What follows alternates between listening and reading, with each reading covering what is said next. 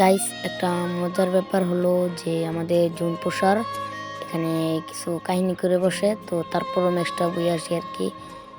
তো ওই দেখেন অপর দলের একটি জুন প্রসার ওখানে গিয়ে কভার নিছে। তো ও এখানে নামছে, মনে করছে যে লুটে মনে হয় কিছু মেডকেট আছে। তারপর আবার আপনারা বললাম যে গাড়িতে উঠতে উঠছে। তারপর দেখেন এখানে ওরে ওখানে শয়তান লারে ওই বালবাক নাম করে এখানে নামছে। নামার পরে সে তাও আবার একটা ভালো আছে চাপার পাতে। তারপর গাড়িতে উঠে পড়ছে।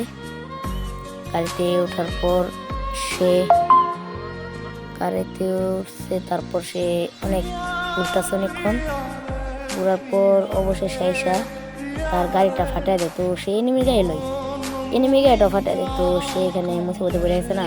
তো আমরা বললাম যে দেখ তোর কাছে যদি মোস্টার থাকে তাহলে তো মোস্টার ফেলা। মোস্টারটা ফালাইতে বলছি, ফালাইছি। তো এখানেও একটা বেজাল হবে, দেখেন ওইটা দেখেন ওই যাইছি ওই ডাইরেক্ট উঠে পড়ছে। তো প্রথম একটু মানে ফোনটা আমার আসলো তাই একটু দেখাইতে পারি না, তো একটু পরেরটা দেখাইতেছি। প্রথম এনিমি আবার তর্ক তৈরি করেছিল, আমরা মনে করছিলাম যে ম্যাচটা পুরো মিস হয়ে যাবে। তো ওকে বললাম যে এই তোর এমন শেষ যেহেতু তুই গাড়িতে উঠ। সে গাড়িতে উঠছে, ওঠার পর দেখেন আমরা বলছি দুনিয়ার বাইরে যা।